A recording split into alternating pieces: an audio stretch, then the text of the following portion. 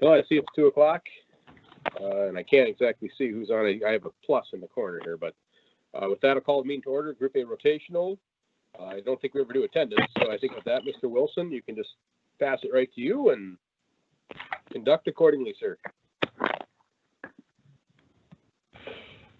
Commissioner, all right, thank you very much. Well, we do have a fairly busy rotational meeting for you this afternoon. I know one of the things that as staff we really wanted to get through for you is to myself and Mr.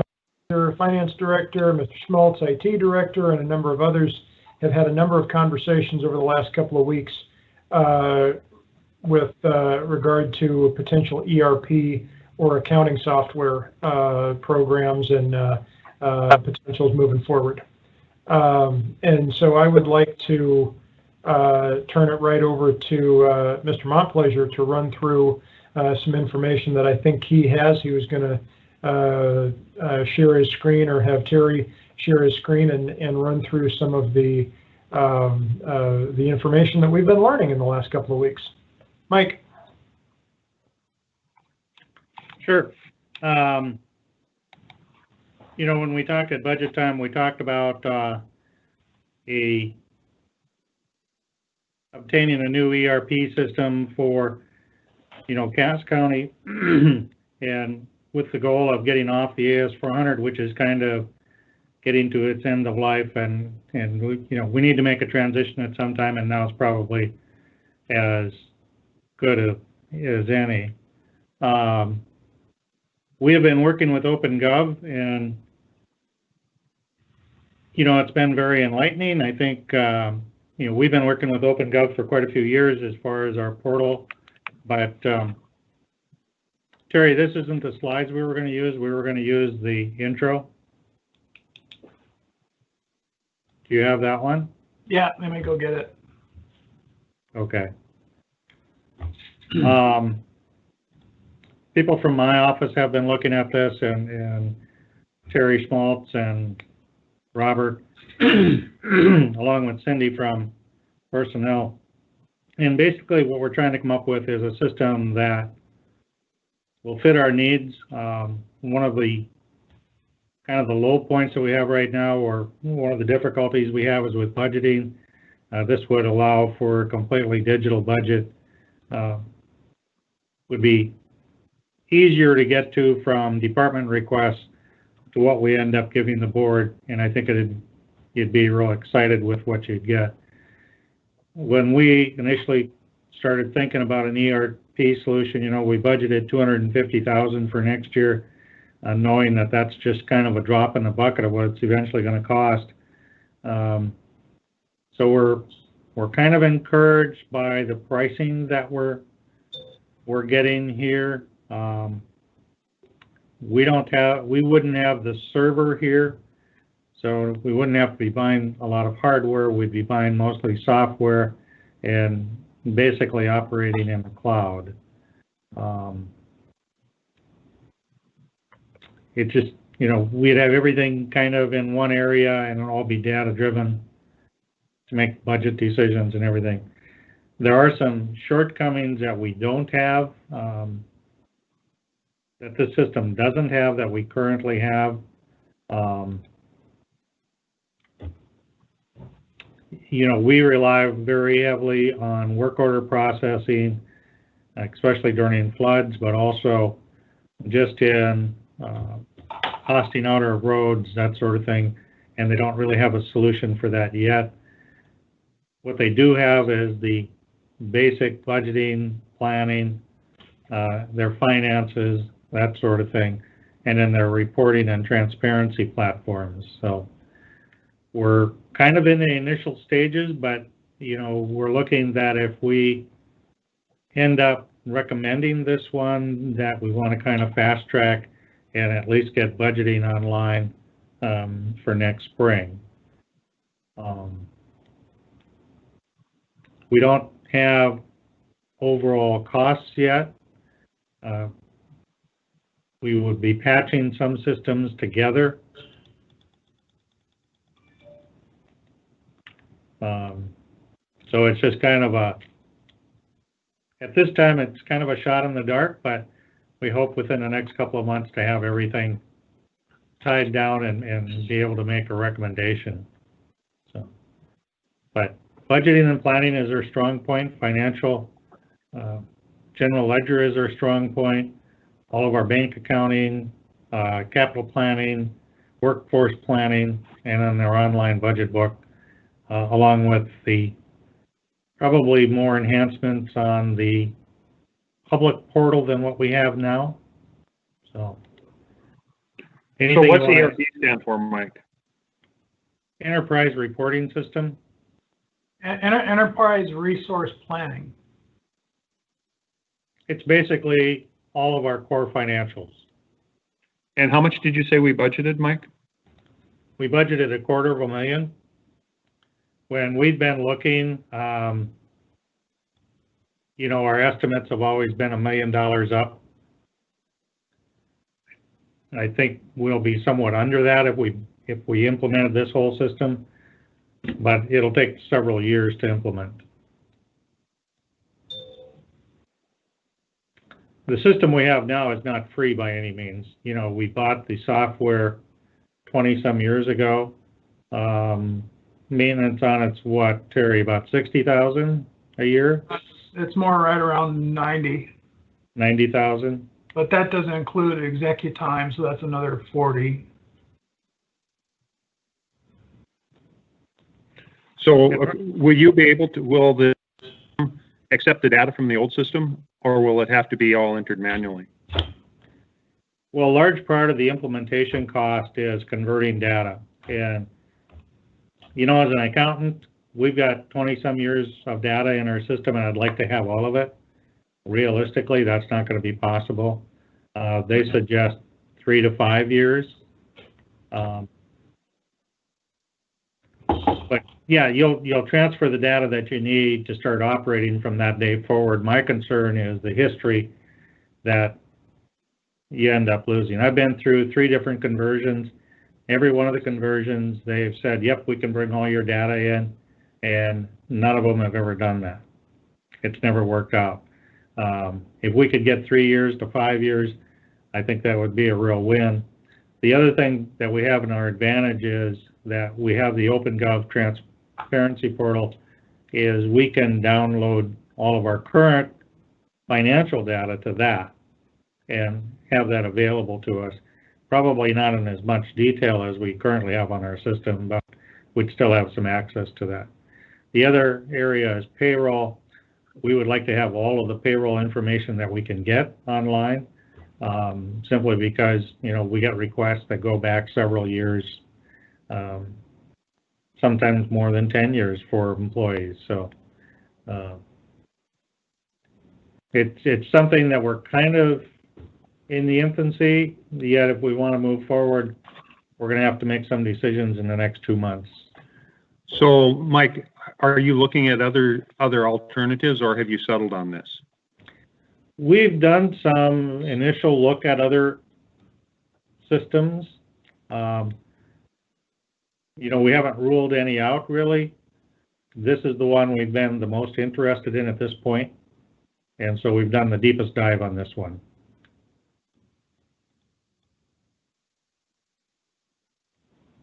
The other ones that we've looked at are what I would call legacy systems. Like, you know, they've been established for a long time. They don't take advantage of all the new things out there, whereas this is kind of a work in process. It's the latest, greatest, best item, so it might not be 100% complete.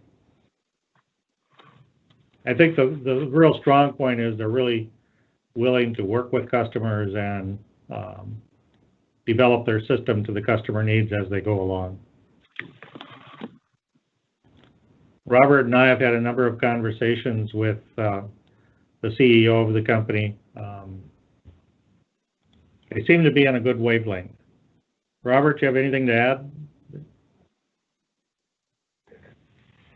Yeah, I would just add that I thought they've been particularly responsive in reaching out to us, and because of the existing and the long-term relationship that really the auditor's office and then the finance office has had with them on the public-facing platform of displaying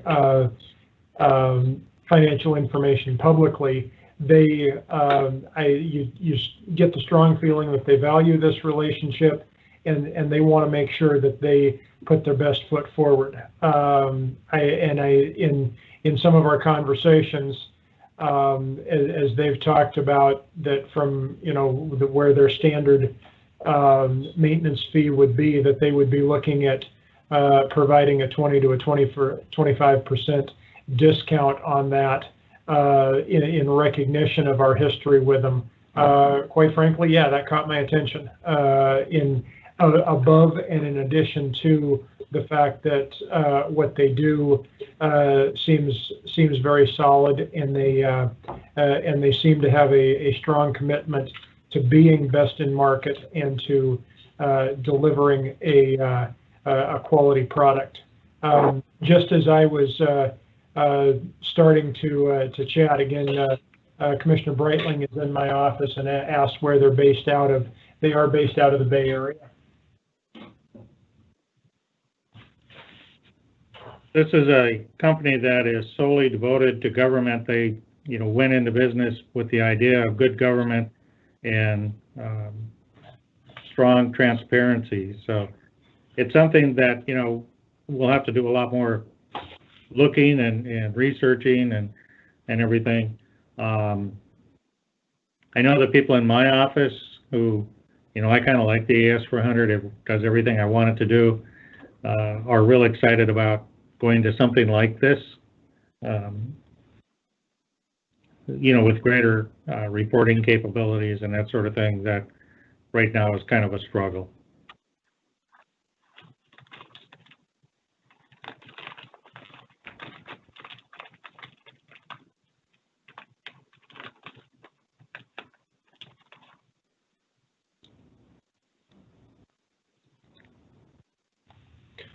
So Mike, again, just following up on our conversation from last week, last time we had the conversation with some of the OpenGov folks, what were you looking to come out of this meeting and go back to them with on our next conversation? Well, I think the only thing that we would go back to them is that we're interested. We need to get some detailed pricing from them. We need to get some commitments on timelines of when things would be done. If we end up going with them, we would want to implement the budgeting process by next budget time, which means that we have to review our chart of accounts with them and really kind of work with them to streamline some of that stuff. And I would have to devote a large share of an employee's time to doing some of that stuff before next spring. So I think basically all we're looking at is, how close are we to making a decision or making a recommendation to the board?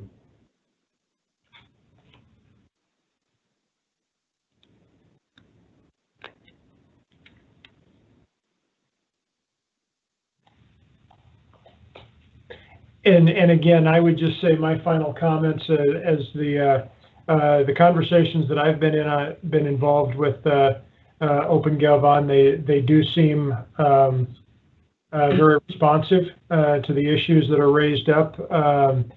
Clearly, I feel like I defer to our subject matter experts, whether it's Terry on the IT end, Mike on the finance end. It certainly seems like what they offer, they do very well, and so I'm hearing good things, and I'm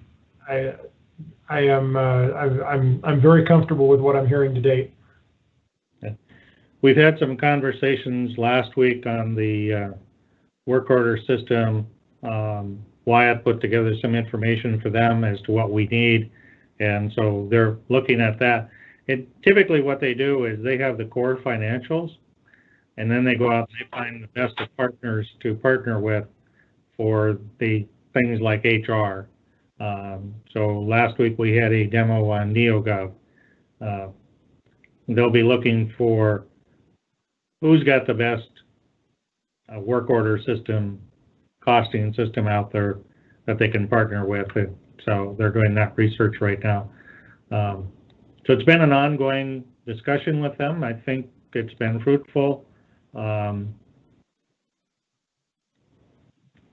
Hopefully we can continue that discussion and maybe, you know, later this year, decide whether or not we want to go with this product or do a more deeper dive on another product. It'd be nice to give you a bunch of cost comparisons, but right now we don't have that.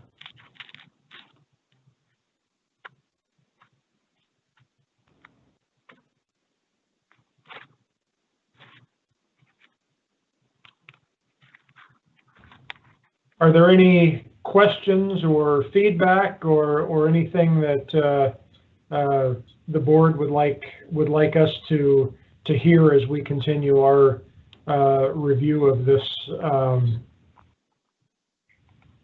product and potential vendors?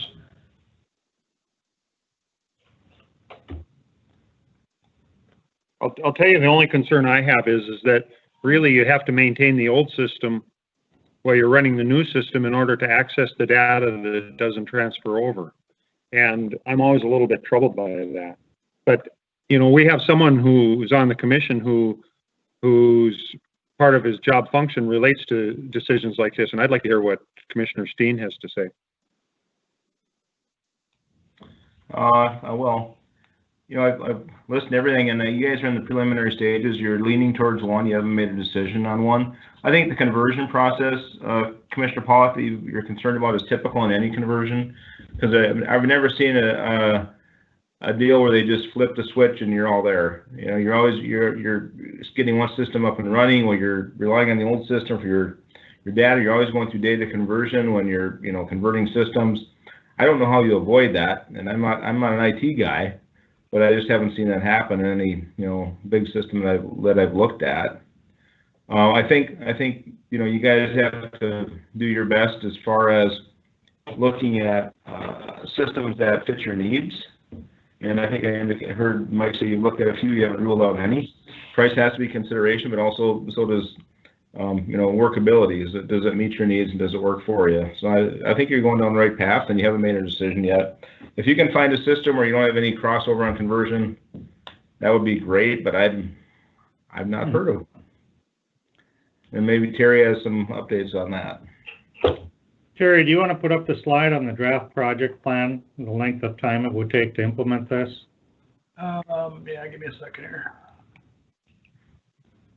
The 7th slide. Oops, back one. This is kind of an outline of, they gave us what it would take to install the system. Basically 15 months. So we would start with the chart of accounts, some data migration. We're going to have to move the chart of accounts over to the new system and start looking at, you know, what changes do we have to make. We've got thousands and thousands of accounts because we're keeping track of revenues and expenditures, you know, for all the tax collecting that we do, you know. So we have, for instance, at Fargo Schools, we might have 4 or 5 revenue accounts for them and 4 or 5 expenditure accounts, and then you multiply that times the number of entities we have. It's a lot. So it's a long build out. And of course, we would have to keep the other system up and operating all of that time, because that's what we'd really be using throughout that. But whenever we do this, this is what it's going to take.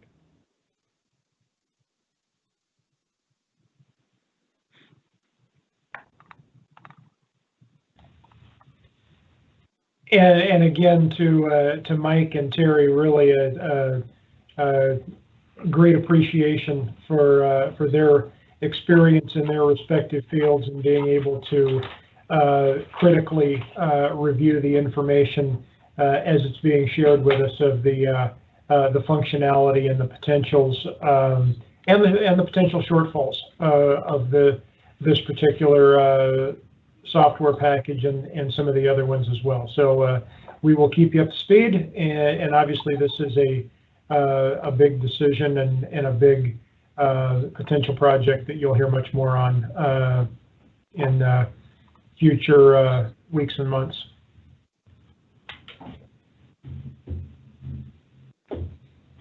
Mike, anything else? Nope, we can move on to elections if you'd like. Go for it. Okay. Believe it or not, we're having another election in a month or so. We will this week be sending down the information on 33,000 voters who have requested absentees, and then hopefully by the end of this week or early next week, they'll be sending out those 33,000 absentee ballots out to voters. So what we've been telling everybody on the phone is that they should have their ballots the first week of October, at least 30 days before the election. Absentees have to be ready this Thursday, but you know, there's some timeline in there that we need for mailing, that sort of thing. So that'll all be pretty much automatic once we send that file down to them. Then they'll start coming in. We had, from the primary election, we had about 26,000 people who had opted also for the general election. So, you know, the other ones up to that 33,000 are ones we've been recording in the last few weeks. And in today's mail, we got, I think, 2 or 3 tray loads of applications. So that's typical. Monday is a big load, and then the rest of the week, very few. But so I think that's going good. We've got 6 polling locations that we're going to be setting up.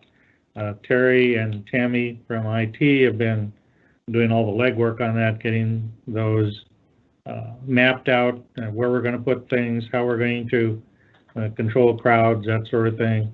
So that's been ongoing. We're going to be using a lot of equipment this time that we've never used before. You know, it's all brand new, so we're going to have to do a whole lot of training of election workers and a lot of testing and everything over the next few weeks. And we probably won't get our actual programming for that equipment till the middle of next week. So it's really going to be time crunch on everything from here on out. So this is also the time, you know, when people have to pay their taxes or they lose property after 3 years delinquency. We still have 152 properties that we have to collect on. We had 6 motels or 5 motels. They paid on 4 of them today. I'm kind of worried about the 5th one. The 5th one is probably, from a drive-by I did last week, probably their property that is in the least good condition. I wouldn't say any of them are really bad, but this one is probably in the worst of their 5 locations that they had. So we'll see what happens there. Starting to think about, yes. Question, did they pay just the 1 year or did they pay in full? They paid just the 1 year. Thank you.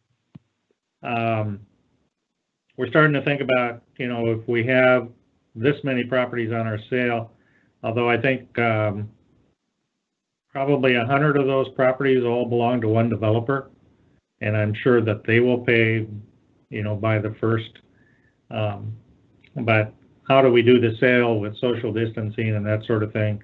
Once we know how many properties that we're going to have, then we're going to have to start considering that. We've never done an online sale before, but, you know, maybe we can find a bigger location. Typically, we don't get very many people coming to our sale. In this case, we may. But, you know, wherever we hold the sale, then we have to have a cashiering station because we need to collect money at that point. So it's a little bit, it's not quite as simple as just moving it somewhere. We've got to, you know, set up computer equipment and that sort of thing. So the 15th of October is also the deadline for the second payment of taxes. And so we sent out statements last week, and, you know, the next couple of weeks we'll be busy with that. So we're just keeping on.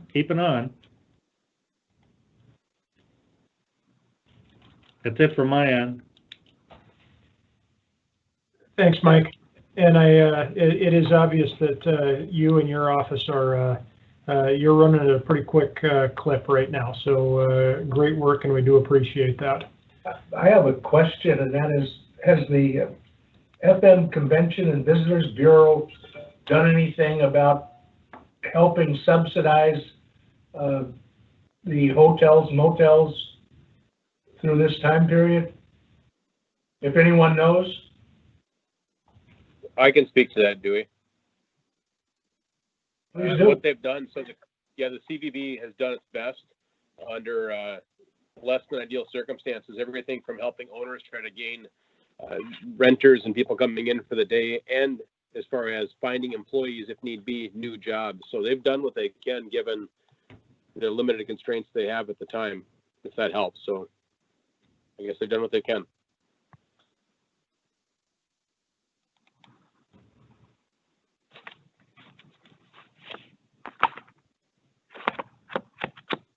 Okay, hearing no other questions and comments, we'll move on. Again, thank you, Mike. Terry, IT, I know you've been equally busy on a number of parallel projects and also doing some of your own. Yeah, we've been, like Mike's saying, we've been helping out the auditor's office, kind of doing some of the legwork, testing of equipment and stuff like that. I want to show you an app that we're working on here. Let's see if I can bring it up.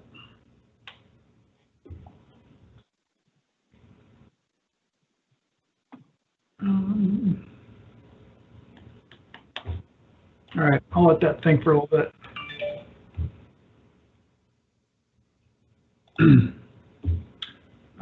What I wanted to talk about here was I kind of put together some notes here. I know last commission meeting, Robert talked about, some of the issues some of the commissioners are having, with connecting to different things. And, Ken's on his desktop viewing the thing, but he's also on his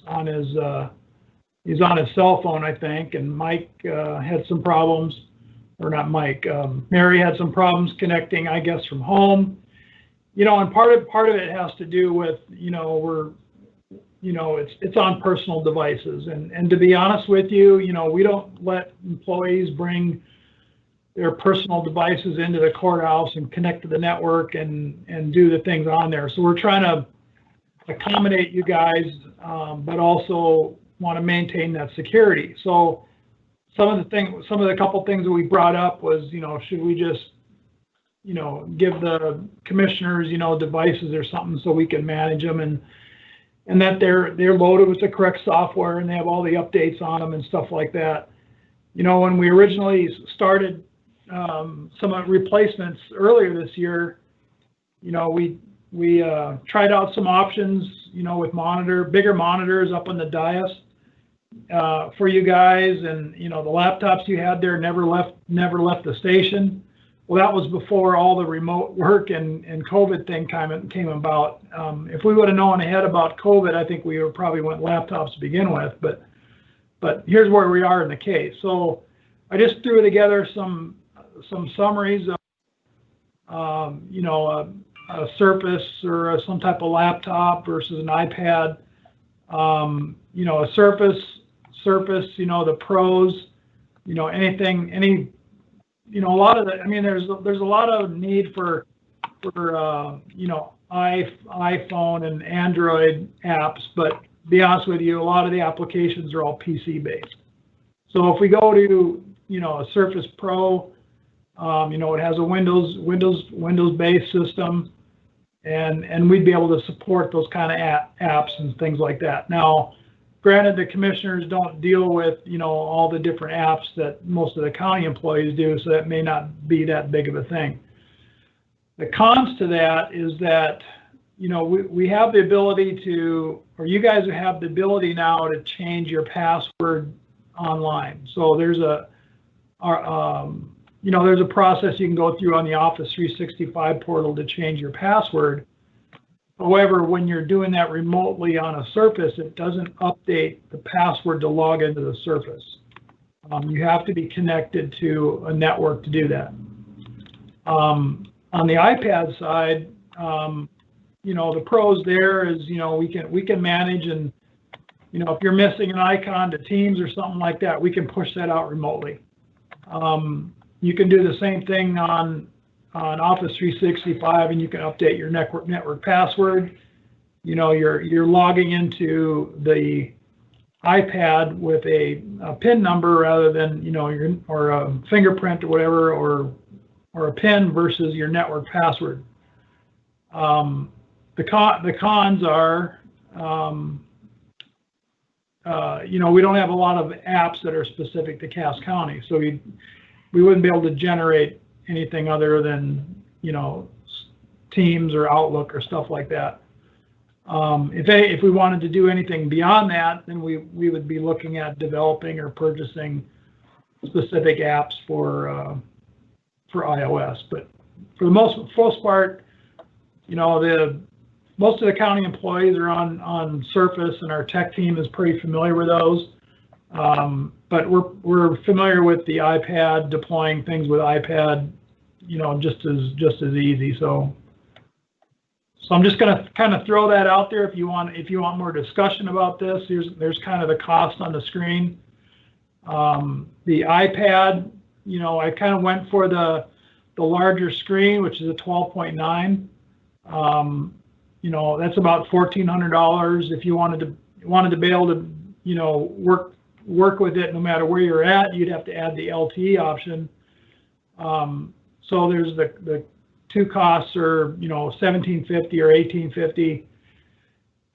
But the Wi-Fi LTE version, you know, we'd have to have the LTE card in those, and that would run an extra $2,400 a year for all the commissioners to be on that plan.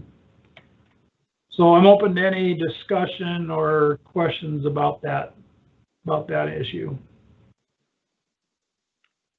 Yeah, Terry, I've got a question. So since we've been doing so many remote meetings, I've probably used a half a dozen different platforms. And I know, you know, there's WebEx and Zoom and Teams, and the Canadian government has one that they use. And it seems like, you know, it makes a difference what browser you're using. And, you know, we've worked out a lot of those kinks. So does it make any difference?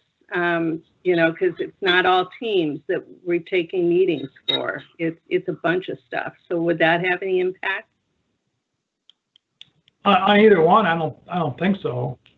I think the you know, what I'm proposing here, what Robert recommended last meeting, was kind of the benefit is that we're standardizing, you know, all the commissioners on a known platform, you know, rather than, you know, you show up for a meeting and all of a sudden something doesn't work and we don't have the ability to really respond really quickly to fix those, you know.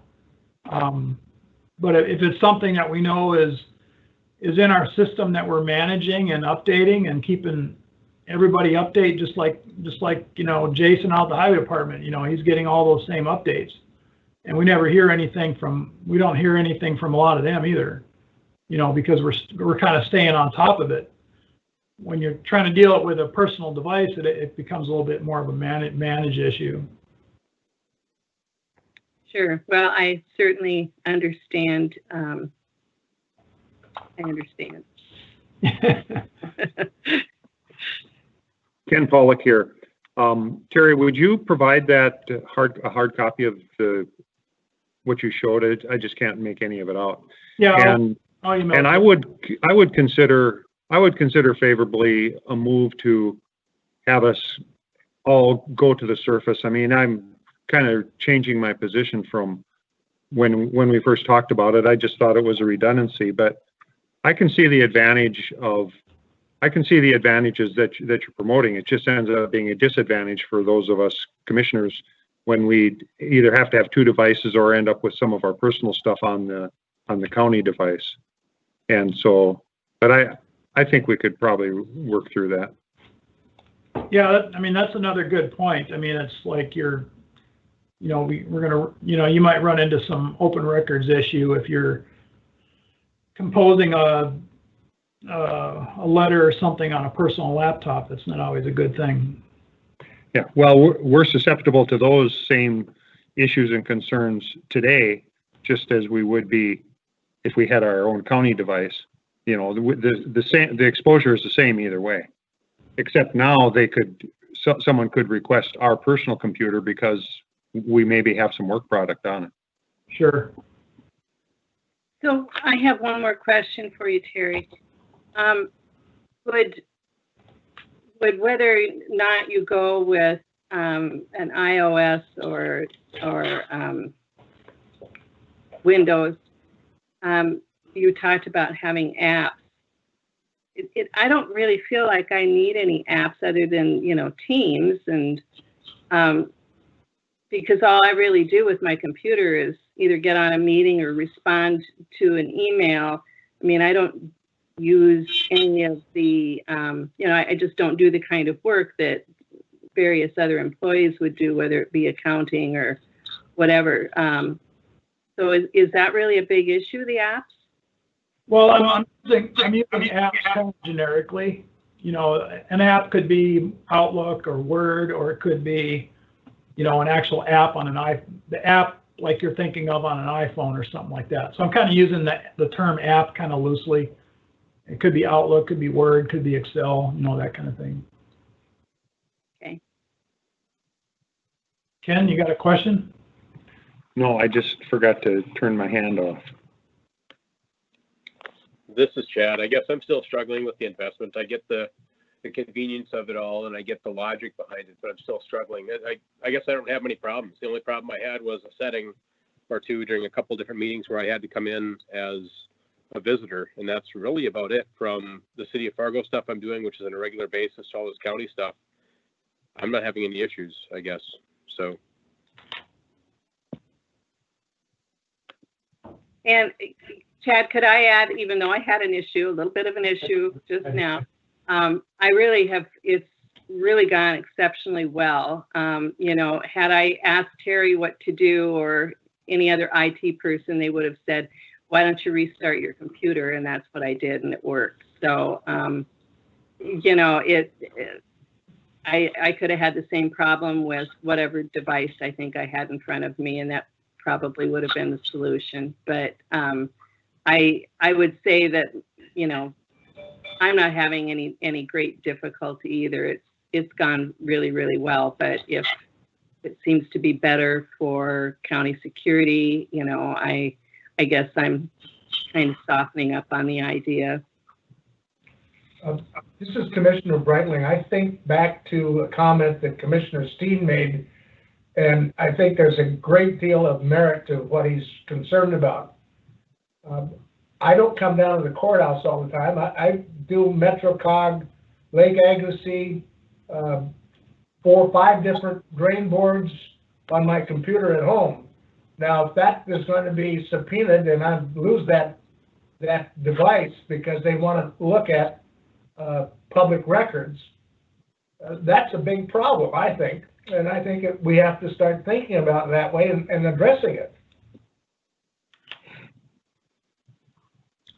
I could see from home on a computer that the county gave me and plugged in there, and that would be fine. I have my own device, which would be personal, but from home right now, I'm on my own device for several different governmental functions.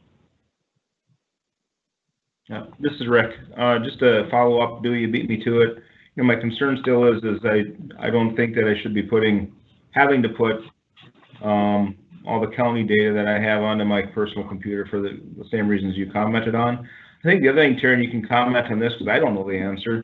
I mean, if you're pushing out all the different softwares that we need, the different applications for security and whatnot, aren't we better off using the consistent computer that the rest of the county is using? I mean, we plug in, it gets pushed out. These updates get pushed out to us automatically. We don't have to worry about it.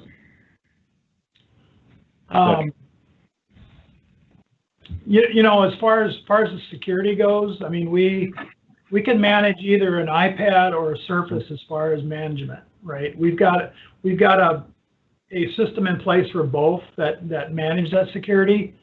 You know, we've got several iPads that are out of the jail right now that we put in the hands of inmates, and we go through great strides of making sure that they can't go to Facebook and all these other things. So I think we have a pretty good control over whatever platform you guys eventually. How about my Lenovo? You know, how about if you have the same, you know, success with my Lenovo computer that I use? Well, you know, Windows, I mean, I guess it's up to you guys. I mean, I can manage the security either one that you decide. I just want to find something that's consistent for everybody. Yeah, maybe I wasn't clear. Right now, I'm using my personal computer, which is not an iPad or a Surface Pro. I'm using a Lenovo. Right. So what issue? Do you have any issues with that? I mean, am I getting the same updates that the rest of the staff would? Not necessarily, no. I don't think so. On security, I don't think I am. No, you're not controlling my computer here, what I can get in and out of. No, right? No, we're not. I mean, I can. I wouldn't let you, by the way. We have some limited control. If you send an email that has a virus on it, you know, there's some controls to catch that in the background, but if you get an email from somebody else and open it up, I got no way to monitor that or protect it. Yep. So that kind of goes back to the security thing of, you know, if you bring your laptop into the county and you downloaded something off of MSN, you could potentially affect the rest of the network. Right. I have a question of Terry. The last time I changed my password, I tried to do it from home on my computer, and it wouldn't let me, so I got in touch with your office, and a young man took care of it, but he said, I can't change that password from my computer at home. Well, would that go away if we had an office computer? Well, you can do that. You can do that now. I'll have to send you the instructions, but you don't change the password on your computer. You have to log into the Office 365 portal and change it there. But I can send you guys those instructions again.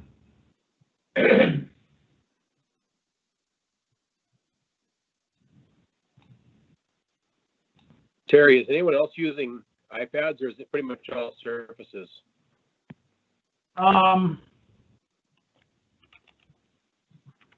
It's mostly all Surfaces. The only place where we have some iPads in place are like I said, for the jail. So wouldn't it make sense, even though I'm an Apple person and I love my iPad and I love my iPhone, wouldn't it make more sense for you and your staff for us to have Surfaces? No. Like I said, we can manage either platform, whichever one you guys want to do. I think the pros and cons between a Surface and iPad. I think the iPad would probably be a better fit for you guys. I kind of like to have a keyboard. I guess we can add it to the iPad too. Well, here's the iPad with a keyboard attachment on it. Oh, I like it. Okay. So, like you can take the iPad off, and then I'm sure Mary's familiar with this already, but then you just snap it back on there, and then you got it like that. So you can take this and basically fold it up and then carry it like that. Okay, good.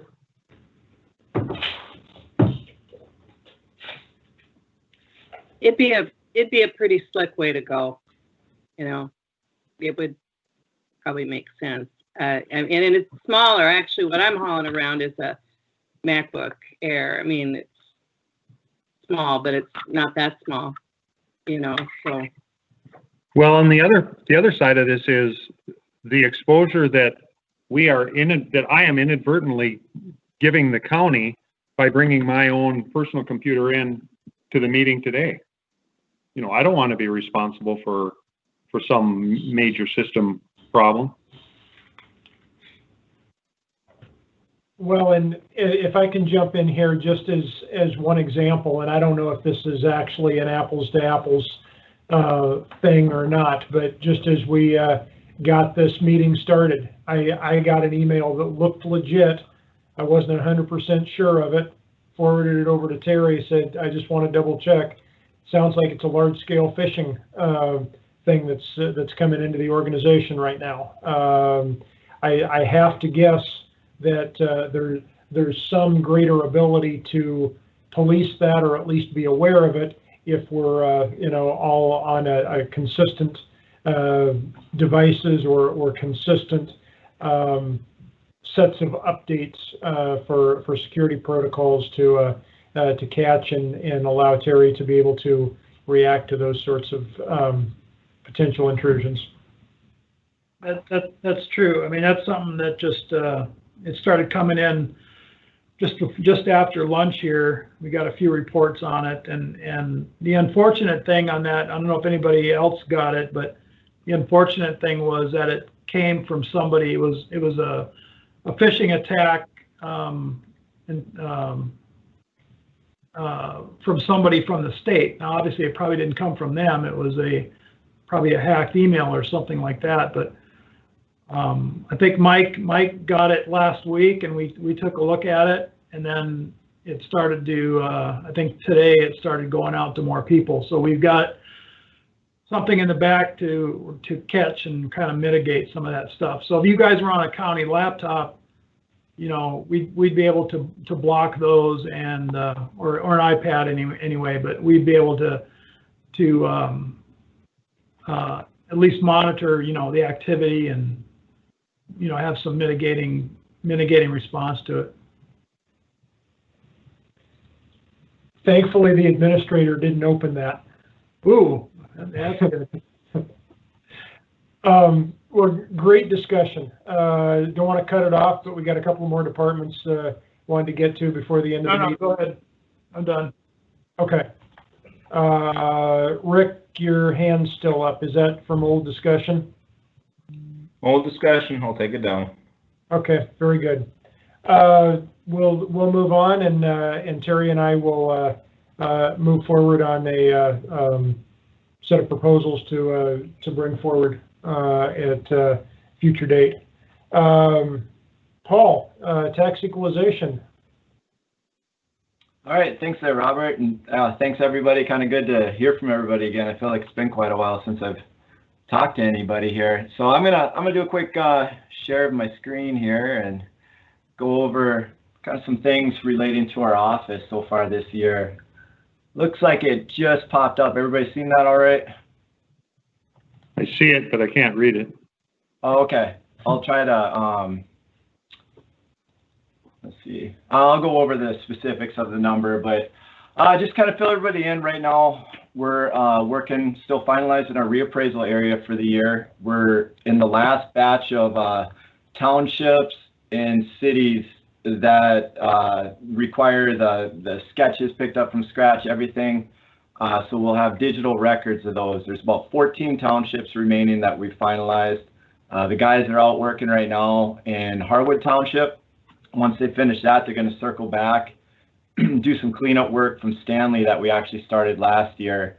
And we're hoping to go live with all that information for next year. So what this means is that we will have every residential property available on our website finally. So it's been quite a process, but we're still hoping to get through this. We're going to see if we hit any bumps as we get through Harwood or anything, but we are hoping to go live and have every residential property detailed for next year. So it's a year kind of ahead of where I thought we'd be. So it's good to see that. And this will allow us to kind of get back in our reappraisal cycles and just make sure we're staying on top of these valuations and changes to property, so we don't see those drastic adjustments that we've had to all go through as a board over the past 4 years. what we're looking at here today on my spreadsheet, I just ran a current sales ratio. So this shows where we're sitting at as a county. So when we certified our values in April of last year, or no, this year already, sorry, April, we were at 95.8%. So running all the sales statistics for this year, taking our current assessment, ran across that sale price on arm's length transactions, we're at a 91%. So this is already showing we're still getting a pretty healthy amount of increases in the values. There's a lot of things relating to this, obviously, low interest rates everybody's seeing. Another aspect that's going to affect sales going forward, price of wood just shot through the roof over the past month with the tariffs put on some of the Canadian timber and all that. I think OSB sheets went from $11 almost up to 19 just for one of those. So we're seeing some drastic increases on wood product costs that are going to probably take an effect on people's potential to build new or prices that we see. So all these numbers where we're at, they don't merit that we need any change, but I still like to shoot around that. I'd like to have our values around 95%. We can have a discussion as we get further down the year, just because of everything going on, if we want to maybe go for a little lower percent than normal this year, just to benefit to the public. But I'm definitely open to all that discussion. Numbers look great. So where are we seeing the biggest drop or reason that our current values are 5% under the market? I ran a sales price stratification. So this breaks down all the sales we've had based off what category they're selling in. And if you see this red highlighted one, I picked that out because it just stands out to me right away. They're all coming in at 90 or under. And those are your starter homes right there. Those are ones that people are just wanting to get into. They're getting out of apartments or first-time homeowners. And that's where we're seeing that big drive in price. People are just, willing to pay just a little bit more because that's more affordable, and that price just keeps going up and up. Seeing in the rural areas and some of the cities with older existing homes, especially Kindred, seeing a ton of house flips that are putting people, price pointing them right around this range, and they're just selling in 3-4 days, going so quick. So a lot of activity on this level of home here. So we're just going to track it. The last month or two really brought in a tremendous amount of sales from what we're seeing with interest rates. So moving on to some of the properties that had adverse effects. Mike talked a little bit about delinquencies in some of the apartments, or not apartments, sorry, the hotels and motels. So if we look at the lodging reports from this is our current last one I've received. I'll probably get another one here by the end of next month, so we'll really be able to see what June, July, and August brought up. But what we're doing is we're looking at, gross sales of all these hotels throughout the region, and, there's a lodging tax of 3% put on them. When we compare 2019 to 2020, it's as you can expect. February is pretty solid for everybody. Fargo saw a 10-point, and this is going to be really hard to see, so I'll just try to read off some of these numbers. But Fargo saw 10.48% increase over the previous year, but once you hit March, down 52.88%. April, down 81.19%. May, down 80%. That's about all the current data I have on this, but as we can see, it's probably something a lot of us already knew, but the hotel motel industry is just getting rocked, and their gross sales are way down. And we're gonna hopefully, when I get the next quarter report, see a slight uptick, and maybe some healthier numbers that reflect some of the previous years. But this is something of concern and something that we are paying attention to and monitoring. Getting away though from the hotel motels, I'm going to bring up something I found interesting. This is another report I receive every quarter. It's just multifamily vacancy and construction. This absolutely blew my mind looking at this. So this captured the second quarter as June 1st. saw 1.87% drop in vacancy metro-wide, going from 8.5% to 6.63%. Fargo alone went from 9 to 6.69, and that's their largest dip in 12 years. So this is showing that oversaturation that we've had, or we thought we had, is starting to go away. We're starting to really see vacancies drop almost across the board everywhere. West Fargo alone's running a 3.56 out of the places surveyed. That's down, from last year at 5.18. Another thing that was interesting about this is, due to the COVID situation, in this report they took a look at how's this affecting people paying on time.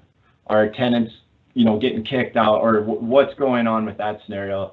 And they actually saw that there was really no concern for rent delinquency. People have kept up with their payments, and there hasn't been any issues as of June 1st. So we'll kind of still monitor that as some of that, what's the word I'm looking for, the relief that they were getting, the $600 went away. So we'll see how that affects some of the later months. But from an apartment point of view, getting the exact opposite of what we're seeing in hotels, motels. They are just, it's getting to that point to where it's starting to show a build market. They want to get more units out because people are filling them up. I think I covered everything I kind of wanted to go over today. Are there any specific questions of the board, or anybody like any of this information sent out to them? I'd be glad to send it. Paul, this is Rick. Yeah. Could you send that out to all the commissioners, at least me, and I'm assuming the other commissioners might be interested as well? Sure. Both the lodging and the that report you just had, I think was very informative. Yeah, absolutely, no problem. Thank you. Me too, Paul. This is Heather. Sure, I'll get that to you. Thank you.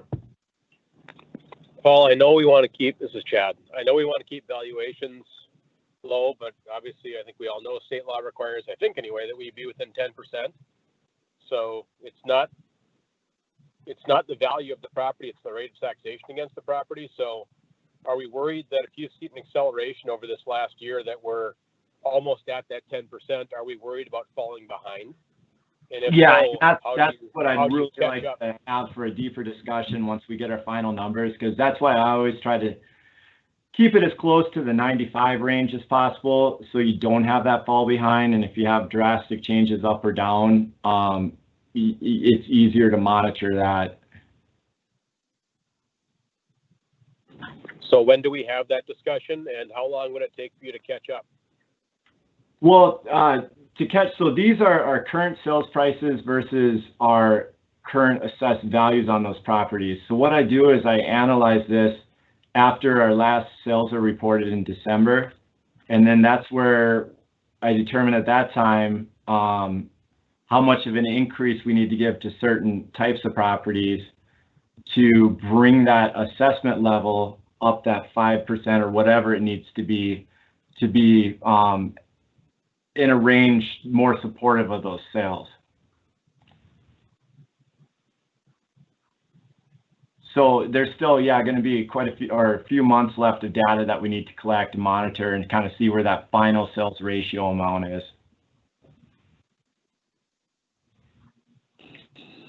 So let's remind us of that too in December. So no, absolutely. We'll sit down and I'll give you guys final numbers and just kind of let you know what the office plans are and where we're proposed to end up, and then what you guys would like to see as a commission. Thank you.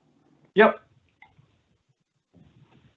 Paul, thank you. Very good report. And again, that's just really interesting background information of what you've seen coming out of the COVID response over the last couple of months. Thank you. Thanks. Deb, Recorder's Office. Good afternoon. Just expanding on what Paul has been talking about with all the activity going on there, that certainly is seen in our office also with the recording numbers. Year to date, we've recorded 7,700 more documents this year than last. Our e-recordings continue to increase with an average of 64% for this year as compared to 42% last year. So we're continuing to encourage our submitters to go with e-recording, especially when we're, having some remote workers, and that helps us keep up with our the timeliness of our recordings. We have a longtime clerk, Jerry Steffen, will be retiring at the end of this month. Her replacement has been in training since June, so it should be a smooth transition for our office. The Recorders Convention, rescheduled for last week in West Fargo, has been again postponed until June of 2021. So that didn't happen this year for us. And coming up in late October and early November, we will be receiving ballots for safekeeping for the 2 weeks leading up to Election Day. So Mike and all his ballots will be keeping us busy too. So that's kind of what's going on in the recorder's office in a nutshell. Any questions?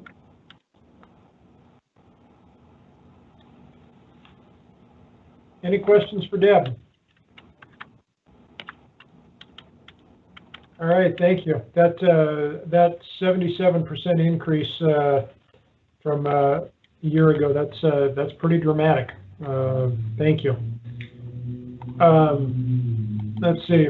Water Resource District. I thought earlier that I thought I saw Carol on the call. It does not look like she's on now. Am I missing somebody from Water Resource? Okay. I noticed that on the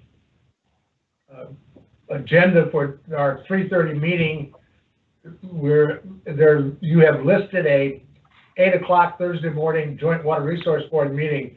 That has been rescheduled for 2 in the afternoon so that those people can be involved in the morning on this special program that's ongoing. Just to let you know that they're adjusted their schedules to accommodate the other program.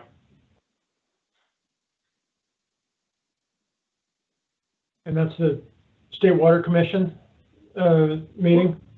Well, it's what is the meeting? The meeting tomorrow, or Thursday morning, Mary. I guess the only one I was aware of was your regular joint board meeting. I thought there was another meeting scheduled for Water Topics Overview Committee? yes. Yep, water topic. Yes. And so they rescheduled their meeting to move out of the way of that so they could be involved in both. Okay. And I don't know, is anybody from our commission listening in on that? Chad, are you? Yep, I'm on the assignment for basically everything that's going to transpire. There's virtual on Wednesday or on Thursday. Wednesday, I have my schedule on my phone, but long story short is, any of us can attend these things. They're all public meetings, but it's on my schedule to be present when I'm required to be, if that's probably a better answer. I'll be there when I need to be, but all of us are welcome. Carol has sent out to all of the Water Resource Board members of all of the districts the information needed to access that meeting Thursday morning. Could somebody send that to me?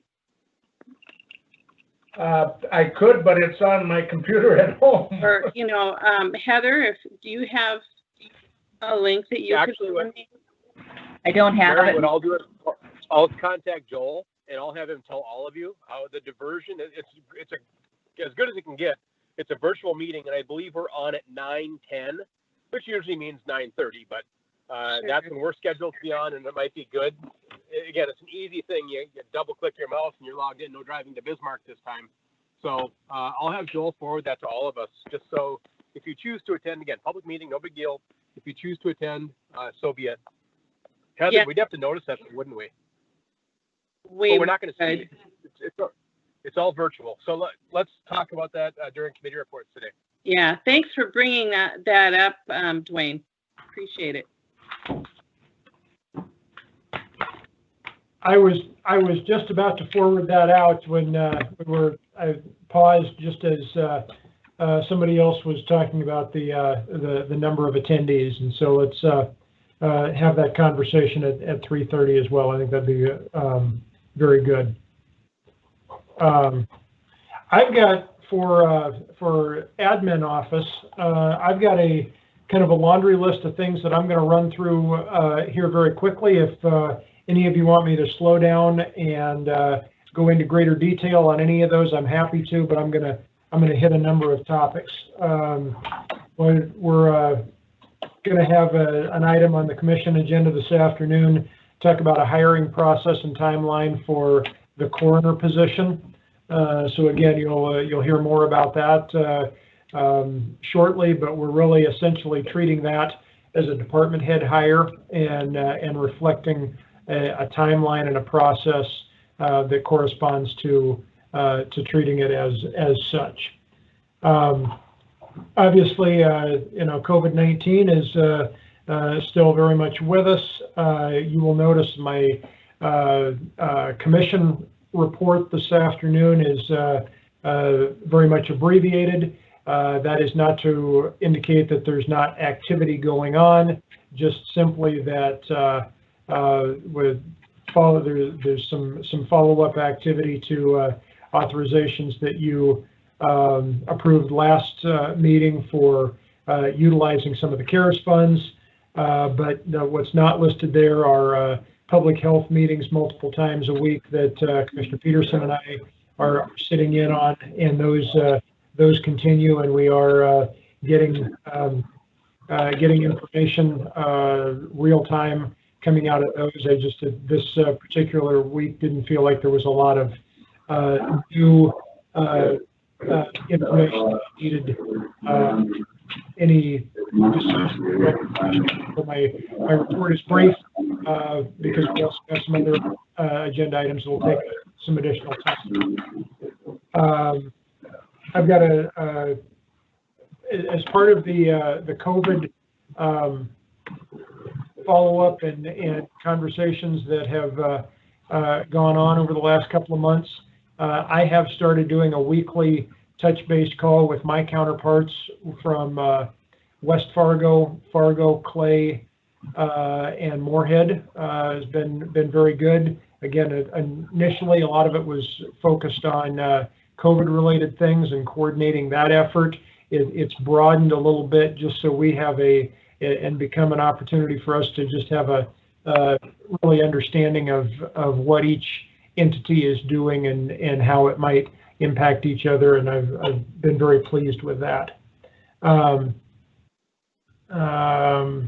am working through a couple of training opportunities, training sessions right now. I'm involved in the NACO High Performance Leadership Academy, which is an online training program. A number of different county employees have done it over the last couple of years. Highly recommended. I'm a half or a little more than half through the cohort I'm participating in. I know there's another 4 or 5 people that are involved in the cohort that's just getting started this week. So good training program, and again, that's sponsored and produced with our friends at NACO, and very much a worthwhile program. I was also asked to take part in a Dale Carnegie leadership training program, and then provide some feedback on the backside of that. That's a kind of a short, intense program, 3 Fridays in a row, so that'll wrap up next Friday. Getting some good information out of that. Certainly a busy time in HR right now, because with our HR office of 2 is down to 1 at the moment, as we have 1 employee out on leave, and we've had a temporary employee who's done a wonderful job filling in and helping us out. We're going to have a transition with that position here in the next week or so, but we stay very busy on the HR front. One element from the strategic planning process of more than a year ago was set up an opportunity at various stages along the way to really self-assess and check ourselves, see how well we're doing in implementing the directions and the priorities coming out of that. And that is begins with a meeting of a group of employees, an accountability team. That meeting is scheduled later this week on Thursday. Following up on that, I believe we will be looking to schedule a commission agenda item to provide for that group to provide feedback to you. Just a good self-check opportunity to make sure that we are doing the things that we should be doing to follow up on identified priorities. And then one last thing that I would mention to you is you may all be aware of the Alertus program, which is for a lot of you, it's an app that you get on your phone if there's information that needs to be communicated out for employees sitting at their desk. It shows up as a message on the screen. We're able to communicate a wide variety of different types of information that need to be moved in a short period of time. We have the ability and we have some budget availability the rest of the year to expand that to essentially a panic button under desks, and that's a priority that's been identified in previous years, and we weren't really sure what the best technology would be to do that, or how to kind of coordinate that into a larger system, whether it was an intercom-based system out of the fire alarm panel, or if it was a different function, or if it is funneled through this Alertus system. And so we are looking at bringing a potential expansion of the Alertus system to you with primarily panic buttons. And again, we have budget available for this, and we're in the process of developing exactly the most effective and efficient placement of those and other project functions that we would bring to you as an agenda item in one of the future meetings. So that's again a quick summary of activities out of the administration office. Would stand by for any questions. Mr. Wilson and Mr. Chair, just a quick question on one of the first things you had. You talked about the coroner, I want to bring it up here versus in the meeting, the coroner interviewing committee. Yep. And you've identified the commission chair and the portfolio commissioner? Correct. When I look back, they're the same person. If you look at portfolio assignments at the beginning of the year, they are the same person. So I'm not sure what you want to do with that. Okay. Well, that may have been a misstep in my naming that portfolio person. Right. I will check that between now and 3:30. That's why I thought I'd give you a chance. And we'll have an opportunity for that conversation at the meeting. Thank you. You bet. Yeah, I think Mr. Wilson meant to write in there vice chair, which would be you, Commissioner Steen. That it's a typo. You know, I was afraid to open my mouth, but okay. Yeah, and I actually told him during the time we set the agenda that I don't need to be involved, so. Well done. All right, anyway, that's all I had. Thank you, Commissioner. Any other comments, questions? I need to get my tail in the commission room. Okay. This is Heather. Not to We be all rude here, but Time to move on. Well, on that note, do I hear a motion to adjourn? So move. Do I hear a second? Second. All in favor, say aye. Aye. Aye. Motion carries. Thank you very much.